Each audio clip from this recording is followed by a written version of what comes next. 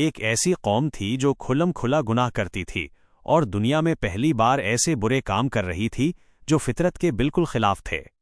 ان لوگوں میں شرم اور حیا بالکل ختم ہو چکی تھی۔ وہ نہ صرف برائی کرتے تھے بلکہ اس پر فخر بھی کرتے تھے۔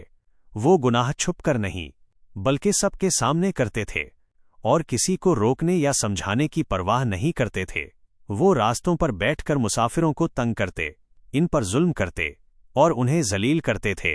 ان کی محفلوں میں صرف برائی ہوتی تھی، لوگ ایک دوسرے کو گناہ پر اکساتے اور ہنس کر مزہ لیتے تھے۔ تب اللہ نے ان کی ہدایت کے لیے حضرت لوط کو بھیجا۔ حضرت لوط نے انہیں سمجھایا، اللہ سے ڈرو اور ان برے کاموں کو چھوڑ دو۔ انہوں نے کہا، کیا تم وہ کام کرتے ہو جو تم سے پہلے کسی نے نہیں کیا؟ مگر قوم نے ان کی بات نہ مانی بلکہ ان کا مذاق اڑایا۔ وہ کہتے تھے، اگر تم سچے ہو تو ہم پر عذاب لے آؤ۔ انہوں نے دھمکی دی کہ وہ حضرت لوط کو بستی سے نکال دیں گے۔ حضرت لوط نے صبر کیا اور آخرکار اللہ سے مدد مانگی۔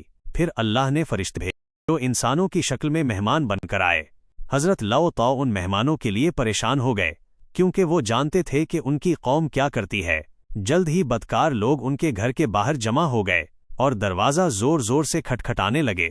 وہ گناہ کا مطالبہ کر رہے تھے اور بالکل بھی شرمندہ نہیں تھے۔ حضرت لوط نے انہیں روکا اور آخری بار سمجھایا مگر انہوں نے انکار کر دیا۔ تب فرشتوں نے اپنی حقیقت ظاہر کی اور کہا، ہم اللہ کے بھیجے ہوئے ہیں۔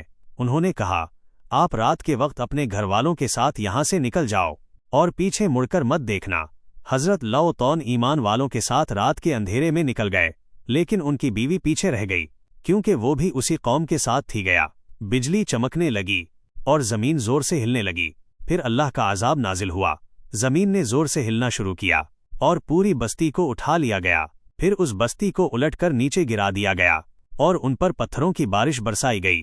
ہر پتھر ایک عذاب تھا۔ ایک ہی لمحے میں سب کچھ تباہ ہو گیا، نہ کوئی بچا نہ کوئی بچانے والا تھا۔ صرف وہ لوگ محفوظ رہے جو اللہ پر ایمان لائے تھے۔